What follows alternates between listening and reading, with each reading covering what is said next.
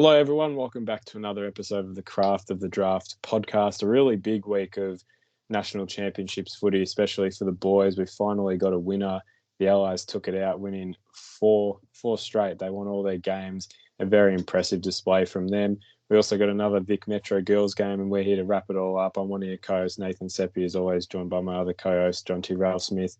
Jonty, what was your review of that weekend of footy? We learnt a lot. And yeah, saw a winner in the end for the boys.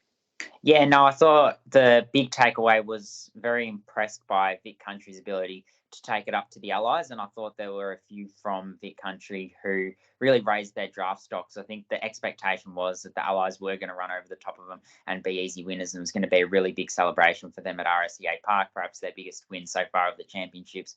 There were a lot of players that really put their name in lights, and we'll talk about them. We'll also talk about some Vic Metro players who ran around. I think, there was hardly a player that had a bad day for them. They obviously got a big win over WA. And then, like you say, there was also the Vic Metro girls who performed well in their, well, they didn't perform well. They had a loss, but there were still some green lights in their loss to South Australia. Well, for some context, we're recording this on a Monday night. We usually record on a Wednesday, but Jonty's away for when we normally record. We both work on Monday, so we actually haven't had a chance to watch the girls' Metro game yet. I'll be reviewing that separately, so it will still be in this podcast, but it will just be me because I'll have to watch it tomorrow and then I'll insert it into this podcast. So you'll still hear the girls' Metro review, so stay tuned for that later on. But let's start with Vic Metro in Western Australia. Vic Metro did it pretty convincingly, and it sort of felt like it was over by quarter time. I personally thought Logan Morris was best on, and we sort of had, similar views. Harvey Johnson played magnificent, but let's go back to the top. Let's start with Logan Morris. Yeah, probably his most dominant and impressive display so far, and it wasn't just because he hit the scoreboard. It was the other things he did as well that impacted the game. It was taking contested marks. It's probably his goal assists that actually were the thing that stood out the most, and we were both saying that. Was it 2 or 3 he had in the end? And it was his impact a bit further up the ground to assist in some great goals in the end. And Nick Watson, he kicked 5, and I think one of them was definitely off Logan Morris's boot over the top. So a really impressive game. Your analysis, I know you've loved watching him so far at the Jets, and yeah, it was a different game for him going back up forward where he's played most of his talent league footy. We saw him play in the half back line a bit, so back to his natural position in a sense, at least where he's played at talent league level. What was your analysis of his game? And yeah, probably his best performance yet in the championships by far. Yeah, I think the performance on Sunday really would have woken a lot of people up to how good Logan Morris actually is. We've seen him do it for the Jets. 21 goals across 6 games so far this season is a phenomenal stats line. And to be honest, I think if he did play for the Sandringham Dragons, people would already be aware of how good he is. But Western Jets are probably to some degree a little bit of an off-Broadway club, and people publicly perhaps haven't seen him play. His first 2 games, he's shown what he's able to do as a defender. That's not his natural position. He's got very little exposure at any level there, but was able to go back, understand his role, and able to translate that contested marking and overhead ability and read of the ball in flight really strongly to play a really strong role, particularly in the first game. Only has 2 games left to play in his preferred position. And in the first of those 2 games, he's able to stand up and deliver immediately. 4 goals is a phenomenal performance. 3 goal assists, also took 11 marks, 8 of which are inside 50. And I think the other part of his upside is that he actions feedback. If there was one criticism of him last year when he kicked 31 goals in 14 games as a bottom major, so he's averaging more than 2 goals a game as a key forward as a bottom major, it was perhaps his endurance. But he's answered those critics over pre-season, got to work, willing to answer that feedback, and was able to get up the ground on Sunday as he has been throughout the start of the season for the Jets. So all that Sunday did was show what he's able to do for the Jets can translate to national championships level, and it was a very impressive performance overall. I had him as best on ground by a considerable margin. For sure. I think it'd be good to make a bit of like that comparison to Nate Caddy, who's probably the most touted key forward, position prospect in this draft crop. Outside and he was fantastic. Jed Walter, obviously. Outside of Jed Walter from Victoria, yeah, definitely. And 3 goals again. Would you say Logan Morris would be on par with Nat Caddy in terms of we know Nat Caddy probably has the best contested marking ability. Logan Morris has shown similar. What's your opinion, sort of comparing them? I mean, it would be fair to say if Morris continues this form, he would. There's no reason why he couldn't be on par with Caddy. But what's your thoughts on that? Yeah, I think he is on par. I think he is just about on par with Caddy. As much as we know that Caddy's got all the talk so far, and he's had probably a longer body of work. He's obviously been talked about for 2 or 3 years. Logan Morris, since he's come to the Talent League last year, has shown that he can take a contested mark and it goes in cleanly, even if there's a defender with closing speed looking to spoil it. As soon as it hits his hands, he's not letting go of that footy. And I think that, his ability to go up so quickly, his ability to show such improvement in such a short space of time and adapt to the next level, which he's done twice now, obviously at Talent League level and then doing it at National Championships level, tells me that I don't think there's as much separating him from Nate Caddy as what the general public would believe. And that's not just off his performance on the weekend, that's off a body of work that goes back this season if you watch some of his edits for the Western Jets. Definitely, for sure. We'll move. Well, actually, the last forward we sort of have to touch on it would be rude not to just mention that Nick Watson kicked 5 goals, which is in a national championships game. He had, what did he have? He had 4 at the half, and no, he had 5 at half time. He had 5 at half time, so he always kept. I think he kicked 3 behinds though in the second half, so he could have had 8 if they had went through. He's one that he got the crowd up. Like there was that behind in the pocket where he nearly just sort of ran onto it and kicked it. Exciting play to watch, and it'll be interesting to see where he does go in the end in terms like if clubs will take him as high as 2 or 3. It'll be an interesting question come the end of the year. We'll move now. The big one is whether his height. Yeah, I mean, showing he can, like from a bodywork point of view, and he does play above his height, but it's something that a lot of people talk about when you get someone that's 200 centimeters is we get them because you don't lose height. Well, by contrast, you don't gain height once you're 20, 21, 22. So if he does lose any of that, he doesn't have the height to fall back on.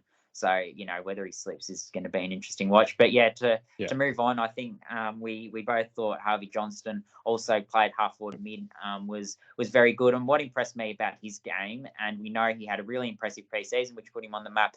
He was able to carry that form into the first month of the season, perhaps been a little bit quieter since, but this has been his best game for a while, perhaps his best game of the season. 29 disposals, a goal, and 6 clearances. I think what I really liked was he didn't try to be too cute with it. We know he's got the step, we know he's got the pizzazz, but he just took first option a lot of the time, and that allowed him to actually impact more and play more selfless footy, which actually benefited his team more. And we know when players play more selfless footy, that's obviously viewed upon more favourably.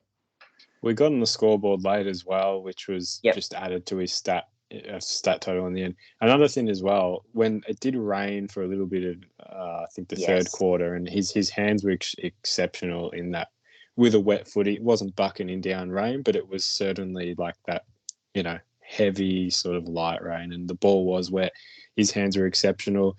Was taking a few good intercepts marks at time, but it's what you mentioned. He wasn't overusing it, which has been a tendency, not all the time, but at times that can be his downfall, where he'll try to do too much with it. But he was clean, used the first option. He was really impressive. We'll move to Kynan Brown now. Played his role exceptionally. That he was one that personally I didn't notice as the game was going on, but you start to notice them as it goes on. You just realise they're playing their role as well as he possibly could. 26 touches, 6 clearances. What was your outlook on his game in the end? Yeah, I tend to agree with that. I think he was very, very good, played his role really well, good in the midfield, important ingredient of that midfield. There was obviously some bottom ages that went through the midfield as well. We'll touch on the bottom ages later. But, his ability to clear away, I think he's been really consistent throughout this national championships, and I thought that was the game that probably showed his skill set the best. So, an Oakley Chargers boy, and I think, it was a good midfield performance. I look at all the midfielders on the day from either side, and I would argue that he was probably the best, just based on his ability to use it going forward and his ability to set up teammates as well. So I think it was a well balanced performance from Conan Brown, his namesake, Will Brown. 26 touches he got, the skipper of Vic Metro. We know he's a clearance machine as well, and yeah, he had a good game. I think he's played better games, but certainly nothing to hurt his stocks. Perhaps there is still that want to see him drive from clearance a little bit more and really use his size to actually explode away and break a few tackles. But certainly a very Will Brown-esque performance, you could say. Yeah, well, I feel like he's been a bit not underrated, but he's played very well in the first, the last two games especially. But it's just sort of his game where he'll do every touch he has, he'll make an impact, but he won't always get a heap of it. I thought he was really good. I want to talk about now a defender who I think was severely underrated on the day. Maybe as the day went on, it was noticeable the impact, but Ollie Murphy was terrific. I think he was just, I couldn't underrate his game anymore. Really strong with his contested marking and defensive 50. He got from position on a lot of times, and that was what helped him have so much dominance in the end. Really good composure out of half back for such a tall defender. He was able to move around pretty easily, get a nice handball off. He wasn't, just stuck there trying to get it out. He was able to move around, and I thought he was really impressive. And I think WA only kicked 6 goals in the end, or something. It was 44 points, so it was either 7 or 6 goals. So he was terrific. I'm assuming you're going to back me up on this one, but your analysis of Ollie Murphy in the end? Pretty similar. The only thing I'd say is it's probably the strongest performance I've seen from him since the Vic Metro trial game. I think he really put himself on the map in that game and showed what he's able to do from a contested marking and from his ability to read the ball in flight. And since then, he's sort of shown it in bits and parts and being pretty good at one-on-one manning his direct opponent. But there was obviously that quarter on Jed Walter, and it's very harsh to rate his game on Jed Walter and say he did anything wrong, because he did rebound pretty strongly after that poor first quarter. But to put it together for a full game, 6 marks, a fair guess would be that 3 or 4 of them would have been intercepts. So a really strong performance. Move on to another big man from his talent league club in Vigo Visentini. I know you're a big fan of his with his ability to move around the ground and use it, but 30 plus hit outs and absolutely dominated his WA opponent, and only had 12. Missed last week with Will Green obviously getting to take the primary ruck duties, so he went back to his talent league club, Sandringham Dragons. Didn't particularly perform the lights out, but has come back and shown that he's certainly one that deserves to be in the frame. Well, yeah, it was probably more his ruck work that was on show on Sunday rather than his mobility around the ground. I think we've seen more of his mobility at the Dragons this year, but it was his ruck work that was really impressive. I mean, the Vic Metro mids had a whole heap of it out of those centre stoppages. So he's one that just keeps ticking along nicely. His older brother Dante got his debut, late calling, last week against Essendon. So yeah, they look very similar, those two. Yes. I know they're brothers, but they look very similar. But no, it was an impressive game from him. One that I know impressed you a lot, Caleb Windsor kicked the first goal of the game. A beautiful kick from, I think it was about 30 out on. No, it would have been more than 30 out. I reckon. Really? It was on the 50 arc, yeah. So it was a terrific kick, however far out it was. It was a great opener to the game. 22 touches, 9 inside 50s. What'd you make of his game? And he's building along nicely. He's played some consistent footy at Eastern, and would you say it was his best game of the champs so far? Yeah, I think so. I think his first game was probably underrated, but this tops it. Certainly had more of the footy and just really understands the wing role well. He was the best of the wingers on the day. I think pretty clearly from the Vic Metro region, he's the strongest winger, with his ability to dispose of the ball perhaps questioned coming into the championships. I thought he was able to do that pretty well. He's pretty polished, and obviously being able to finish off that goal was evidence of that. But then throughout the day, I think going forward, he was able to generally keep it in possession of his team. 9 inside 50, so he was obviously that link player and was able to set up some scoring chains really impressively. So I really liked Caleb Windsor's game, and I'm liking following his season. We'll move on to the bottom majors, because it was a day where Vic Metro did expose a lot of bottom majors, with obviously the aim to get as many of the players in the squad, if not all the players in the squad, at least one game in these championships. So Zach Johnson from Northern, Taj Houghton, Murphy Reid and Luke Trainer from Sandringham, Luca Grego from Western, and Nash King from Calder, all in for their first game of the national championships. Nash King was one who I thought started really well. I thought his work through the midfield was quite strong. He was very clean, first hands on the ball from often it was Dante Vicentini who was winning the hit out and getting it straight to him, and then he was able to dish out to a teammate. And Murphy Reid also went through the middle. I know you've obviously seen a lot of him. He's been at Sandy. What'd you make of him when he went through that midfield rotation? It was fantastic. Just wanted to point out, we talk about how similar Dante and Vigo are. You called Vigo Dante before. Did I? So there you go. No, Murphy Reid was terrific. It was good to see him in that Vic Metro side. He's been playing sensational at Sandy. We've seen him up forward. He's been terrific. But it was good to see him get a bit of a midfield rotation. Was moving the ball in really well. It reads the drop of the ball well, which is something we've seen, and that's evident in his game. Good exposure for him. It was an impressive game to start. You can only build on that. It wasn't a quiet game by any means. So loved what we've seen from him. Zach Johnson, I thought, played well as well. Had his moments, definitely. Showed his run and carry off half back, which he's done at Northern quite a lot, especially during, I'd say, the last 3 or 4 weeks when the first Metro games has been on. He's been that main staple for Northern. So it was good to see him in the mix. And Luca Grego as well.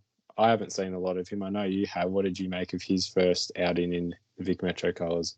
Yeah, got it advancing forward off the half back line. Luca Grego was part of the back line rotation. And yeah, I mean, he came in to a role he was pretty accustomed to based on what he's done at Western. Obviously, also played midfield at Western. And, it would have been a good education piece. We know that next year, probably expect he's going to be in Vic Metro again and feature a lot more prominently and get a lot more exposure. But did what he could with his opportunities. Luke Trainer down back would have, learnt a lot from the experience as well. And Taj Houghton kicked a goal and probably a little bit of an almost day. You just see him on the footy field and he always seems very close to doing a lot of things, but just can't quite seem to piece it together. But that comes with bottom ages. And there were certainly enough glimpses to be pleased with what you saw.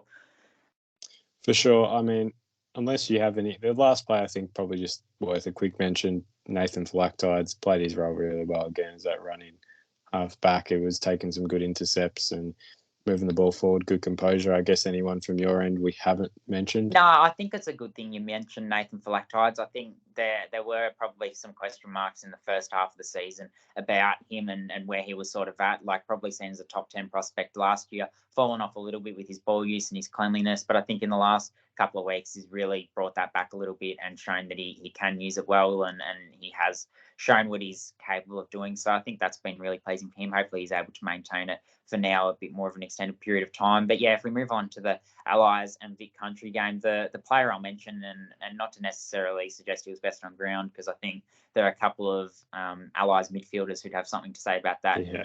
Riley Sanders and Colby McKercher. They were sensational. But Will Dawson, I think he played a really key role in resisting some Allies attacks, where in the past or in the first 3 games for the Allies, they would actually have scored a goal or got a really good one-on-one look where he was able to take 6 intercept marks and then able to drive it out of the back half. And it's not a role he's particularly accustomed to. He's played a lot of different roles at Gippsland as a big-bodied mid, as a ruck, as a key forward, but not in defence. Played for the first time last week. Did it again this week. Looked really comfortable and accomplished as a 200-centimetre player. Read the ball really well and played his role excellently. So I thought he was on the best on for Vic Country. But Nathan, maybe we'll start with Vic Country and then move on to the Allies. Yeah, for sure. I mean, I'll just touch on Will Dawson. He was really good defensively. Just read the flight of the ball really well to take those intercept marks in the back line. And he's a really good size where he's not too big to be not as agile. He's just he's tall, but he's very mobile and can get up.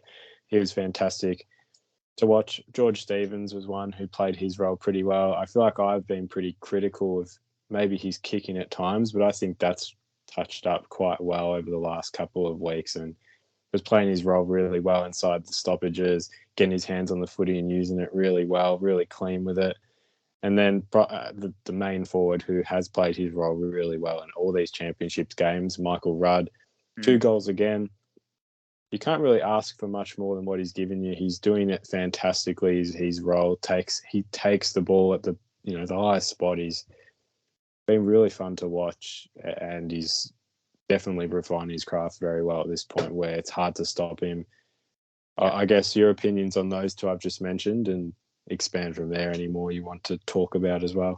Yeah, no, I think that's a fair appraisal of George Stevens' 22 disposals. He was the leading disposal getter on the ground from a Vic Country point of view. So they were probably beaten. Well, they were beaten pretty soundly in the midfield, but he was one who did try his hardest all day and was also very vocal at the breaks in understanding, particularly three-quarter time, listening into what he was saying, understanding what they needed to do. There's no point sitting here and just playing a good quarter, losing by 20 points. Let's actually slingshot and let's actually try to win this game, and even if that means risk losing it by 7 or 8 goals. And to be honest, they did that, and they got back within 5 points, and it was fun to watch. So, kudos to him. He's clearly a leader. Michael Rudd, like you said, played his role. It was good to see Archer Reid had some moments. We know how good a mark he is. Kicked a really important goal against the flow of the game in the third quarter, and should have kicked another if he had a bit more game awareness. He passed it off with about half a second to go in the third quarter, and the siren went while the ball was mid-flight. So his target, perhaps Cade Delarue, no, I don't reckon it's Cade Delarue, I reckon it's Lockie Charleston, but whoever it was, wasn't able to take the mark before the siren went. But no, he took some marks, Archer Reid. So I think there's certainly some upside there. We know the reason that clubs like him is because of what he's able to produce, is what his potential is, rather than what he's producing on a consistent basis. But there is still glimpses there. And I guess the last player that I would definitely want to make sure is touched on before we get to the Allies is Oscar Gorth, brought in for his first game of the national championships from outside the squad, a GWV Rebels defender, specifically to play on Jed Walter. So really got physical with him at times. And I think he really backed himself. So Jed Walter finished with 2 goals, 3, but I don't think that does justice to how well Oscar Gorth actually played. I thought he engaged him really well. He won some really good one-on-ones. There were some really good looks for Jed Walter that were kicked to his advantage that Oscar Gorth was either able to neutralise or in fact win. He would have taken about 3 intercept marks, I reckon, down back, and got injured at one stage, came off, and you worried it was going to be the nightmare end to what had been a pretty dream sort of 48 to 72 hours for him. But he was able to come back on and impact. And yes, I think a reason why he kicked 2 goals, 3 was a couple of those behinds at least, or 2 of those behinds were he was forced into the pocket by the positioning of Oscar Gorth. So he was giving away a lot of height and a lot of size, but certainly did his best and did his chances of playing next week for Vic Country no harm whatsoever. Yeah, I'd agree with everything you said there. I don't actually have too much to add. I guess at talent league level, his kicking has been phenomenal, but we didn't really see a lot of that based off the fact that he's played on Jed Walter. He didn't really have a chance to show his capabilities with his kicking. So I'd really agree with you. I actually don't have too much to add. You summarised that very well. So might as well move on to Allies. Yeah. I mean, just to mention Colby and Riley Sanders, that was just deadly. It was. In terms of Colby McKercher, that was like he should go top 5. That was ridiculous. And Riley as well. You'd say he'd be in that top 10 conversation. I would. Yeah, no.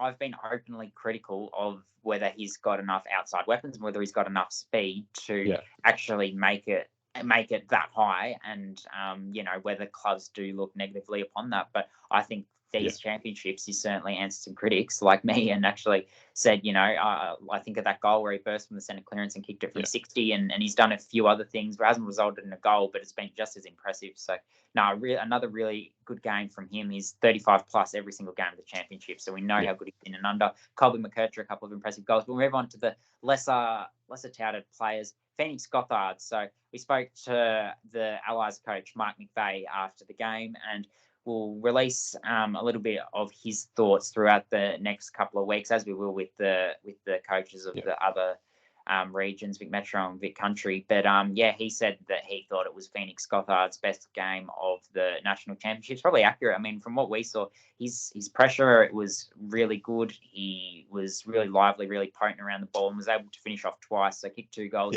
different types of goals. So we know he has lots of different avenues to goal. He's been really good for Murray, and I think he was probably seen as a little bit of a wild card, a little bit of a smoky at the start of the year. Well, I think he's put his name on the mainstream map with his championships, and finished it off with a cherry on top.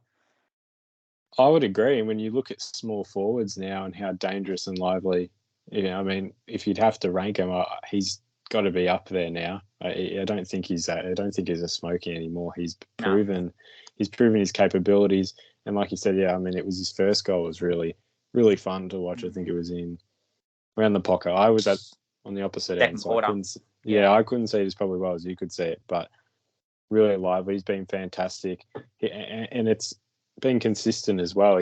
Don't really think he had sort of one off game in those championships, but otherwise he's been really strong. Yeah, really strong. Just quickly, I know he's not really in this category, but Connor O'Sullivan, he did win the medal for the Allies. Another Murray boy along with Phoenix. I just wanted to mention he was fantastic down back, and we back and forward. He dominates up forward for Murray, but Allies, he's fantastic down back. So definitely have to mention him there. Probably the last.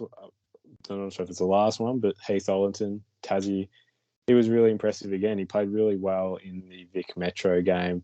We saw his capabilities. What was your analysis of his game on Sunday? I just think he's just that target. So it wasn't necessarily a outstanding game, but certainly when the ball's kicked into his area, he's 190 centimeters, but he's got a pretty good leap on him, and seems to always take the mark. So really good in the forward half. Impressive game from Heath Ollington. But we'll move on now to the Vic Metro versus South Australia Girls, which you'll give an overview of, and we'll certainly go deeper into the Vic Metro analysis as the championships go on. Obviously, it wasn't a great performance for Vic Metro, and there'll be other games where they're able to show their capabilities a little bit more. But we'll get your analysis now, Nathan. Now moving on to the South Australia Vic Metro Girls game. It was Vic Metro's first loss of the championship. South Australia were very dominant from really start to finish. It wasn't really a quarter where Vic Metro had any dominance.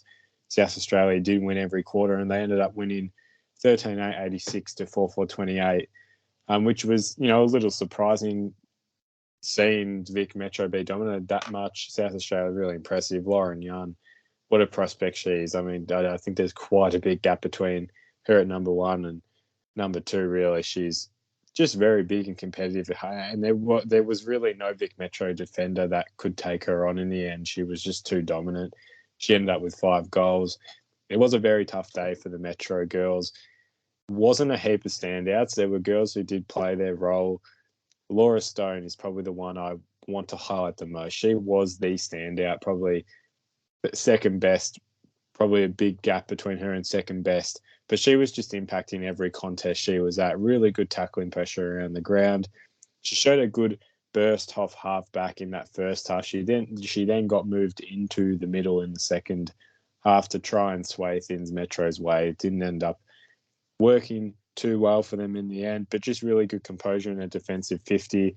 Then when she did move into the centre, she had a bit more impact forward, really aggressive at the contest, and was helping with those clearances to try and get some flow in transition, but it just wasn't working for Metro in the end. I guess one that it was her first game, Sophie McKay, I think she's worth a mention. Had some moments. She was named in the best in the end, but I think she probably had a bit, just moments here and there that were impressive. Just clean hands out of the contest. And her strength was very evident as well. She was one of the stronger Metro players that was able to push off her opponents and get some run and carry. And then Sienna Telleredi actually had a really good start, but she did go off injured in the second quarter, which was a shame because she did start that game off really well. Hayley McLaughlin on the wing and on half back was really composed, I thought. She ended up with 22 touches, had her moments more in the first half, but it was really a tough day for the Metro girls. They really got no momentum in their game, and girls got into it at times, but it was hard. They were losing the one-on-ones, and they were very effective with their disposal, South Australia, and it was making it very hard for Metro to win on the turnover. Ava Campbell was one that was named the best that I thought it was a consistent game. There were, ups and downs throughout the day, but her aggressiveness to move through the corridor at times was evident. She was holding her shape really well. and she was holding her position really well to take some intercept marks at times. It was just her kicking that probably let her down in the end, moving it forward into the middle. That probably stopped her from having a great day, but again, a tough task down back to stop that South Australia attacking line. It was they were just super impressive. Every entry South Australia had was nearly a mark or a scoring shot, so they were effective and efficient in the end, which was Metro just weren't able to stop.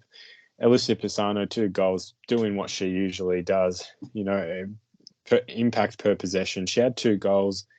Kicked the first 2 goals for Metro in the end. The first one was just a really good contested mark. And the second one was a really just good body work to outwork her opponent and run around and kick from about 30 metres out. So a good game for her standards. 2 goals is 2 goals, and you can't complain about that, but it was a bit quieter from her. And then Kaylee Kavanagh, I thought, had some good moments. I wish she had got into it more, because every time she touched it, she was really fantastic with her disposal. Really clean and composed with ball in hand. A really nice kick to a lead inside 50, which didn't end up as a goal, but it certainly deserved to end up as a goal. And then just clean hands through the contest, which was evident. Didn't really get her hands on it as much as probably what I hoped in the end, because she was using it very well. And then I guess a couple others that I thought had their moments. Probably could have. I mean, it was a tough day, so they did as good as they possibly could. Lara Hausegger from the Oakley Charger just showed her composure at times in the defensive 50 to exit it well. So when she did touch it, she was usually using it well.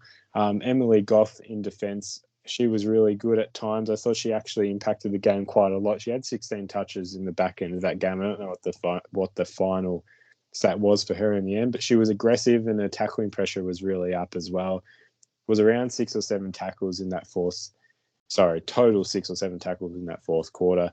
So she was impressive. Isabel Bacon as well from the Dragons really stood up in that last quarter, I thought, to stem South Australia's attack. Her aggressiveness was something that was evident that did stop SA's transition into the offensive 50. So I thought if it was used earlier, it probably would have helped even more, but she did show it in that fourth quarter, and it was really good to see. So that was probably my wrap-up in the end. It was a tough game for the Metro Girls. Just never could get anything going, which was, frustrating to see. They did lack that tall target, as I alluded to at the start. But they'll move forward from this. They do not play until I think they play Vic Country. They only play 3 games in the national championships, which is a little disappointing. The boys get 4, so it's a bit of a shame the girls only get 3 games. They play Vic Country on the 12th of August. Vic Country are the next to play for the girls. They'll play on the 30th of July. So we don't see them for a while, which is odd, but we will see Vic Country next, and then Vic Metro will play their final game, and Vic Country still have to play their first. So a disappointing performance from the Metro Girls. I certainly would have expected a little bit more, but there were some good performances. Laura Stone, 100% best on ground. Her best game of the championships. Definitely, she played well in the first game against the Allies, but this was a stellar improvement. She was dominating and winning the ball and really getting her hands on it to use it effectively and start the chains up the ground, just which weren't able to be converted when it did go further up. So that's my recap on the Vic Metro game. They were not able to get up against South Australia. They went down 86-28. And now we'll move to the final segment with the Talent League. We'll move on now to the final segment of the podcast. We'll just recap the last round of the Talent League. We didn't see that much Talent League this week, obviously, with the national champs on, but we did see a few games. We'll start with the boys. Western and Northern won 1480 to 6642. This is a game that I caught on the weekend. Christian Ferronato absolutely flying for Northern. 3 goals in the end, and 29 touches. Some really crucial crunch time goals as well in that fourth quarter. Western got back into it, but he pretty much kicked a goal that pushed him out to a lead that was Western were never going to come back from. And then Jovan Petric, that's his second game in a row where he's played really well. 29 touches, really good intercepting ability on the weekend, especially in that defensive 50. He was stopping Western's transition. And then just good positioning and clean hands in general. And then Charlie Nash, probably the last one for Northern. Really good defensive composure, great one-on-one, taking some good contested intercept marks, and also had really good flair through the middle. So that was my main takeaways from that game. Yeah. We'll move now to Gippsland Geelong. Geelong got up in that one, kept Gippsland to 24 points, so an impressive effort in the end. Jonty, quick on that one.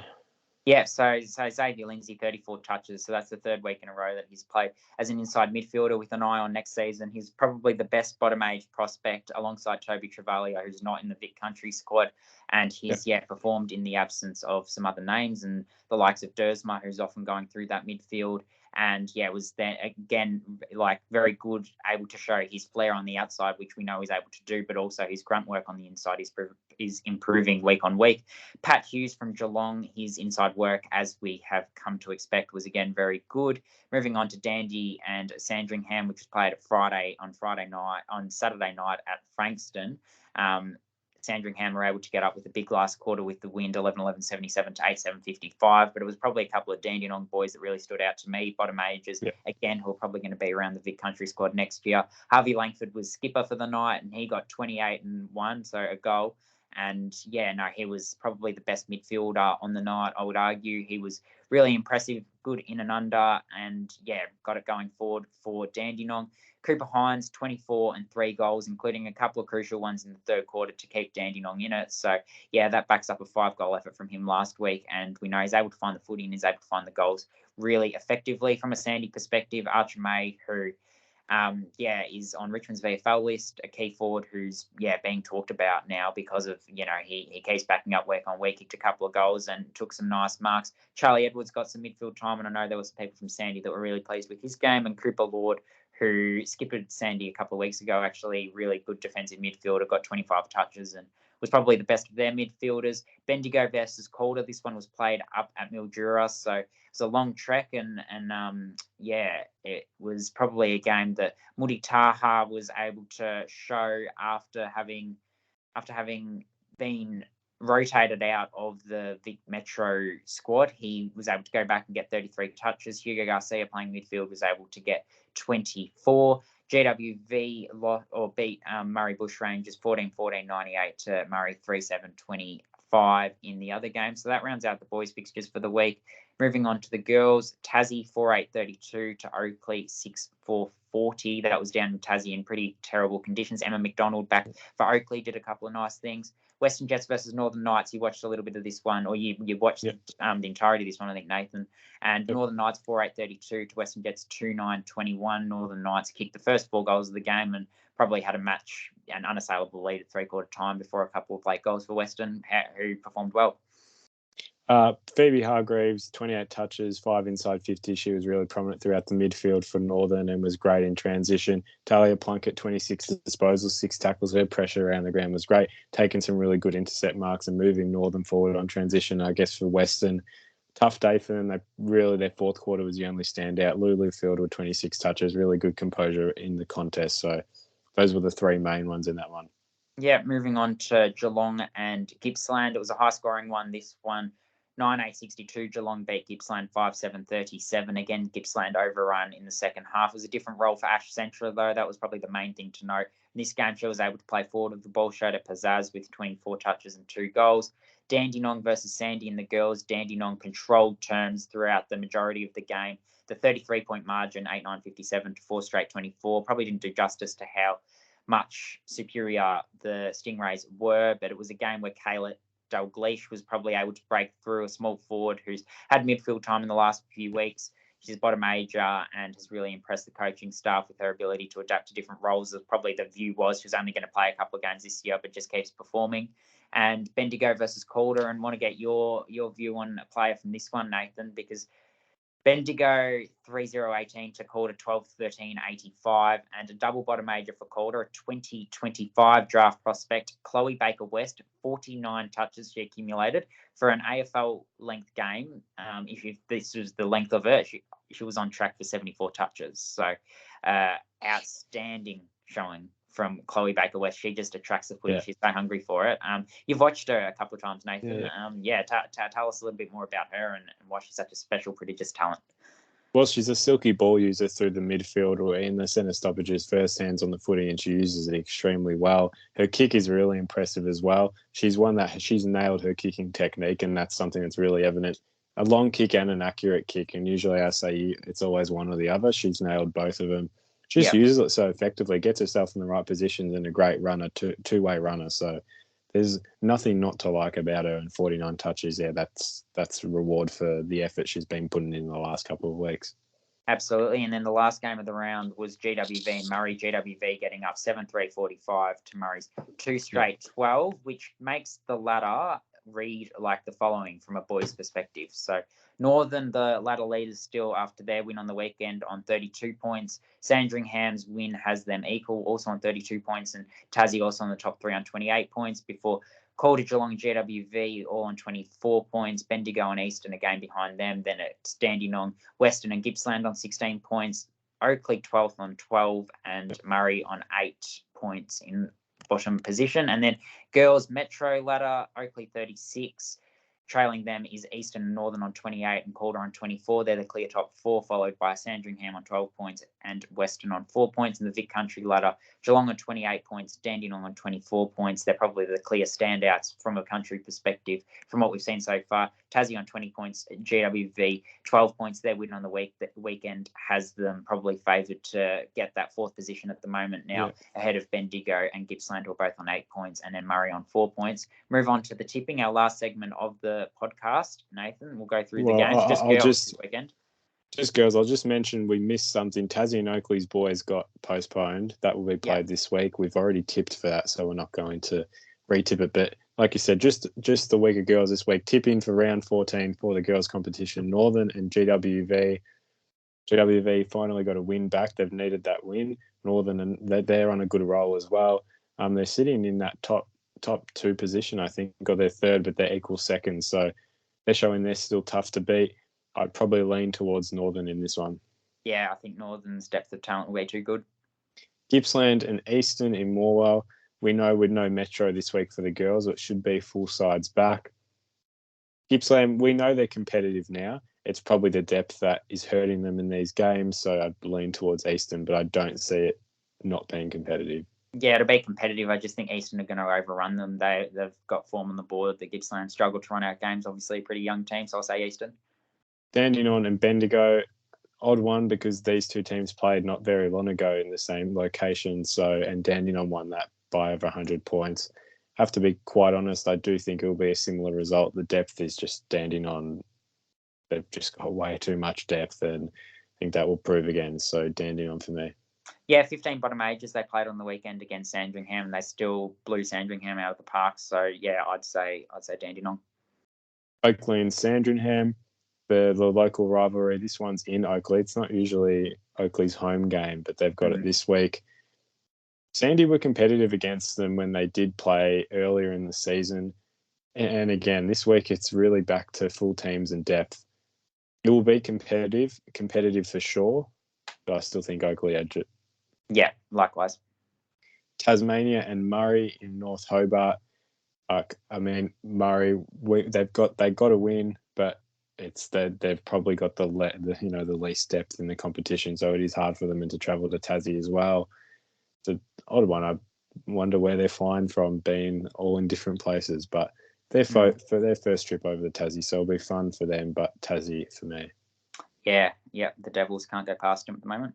Then the final game of the round, Western and Geelong in Williamstown. Geelong in really good form. We know how hot their forwards are with their goal kicking. So Western in a bit worse form, so I'll lean towards Geelong. Yeah, and I'll back the Falcons as well. Well, that wraps it up for the episode. Next week it will be Vic Metro, Vic Country review. That will be the main part. And then we'll review the round 14 for the girls. So not as much to review next week. The boys are back on the 29th. So there's a few weeks off now for the boys. The girls do play every week up until the boys come back. So there'll always be girls content. And then Vic Country come into action for the girls on the 30th of July. So a couple more weeks until we get some more girls national championship representation. But until then, leave us a comment in below for some feedback. Let us know what you thought, and we'll see you in the next episode.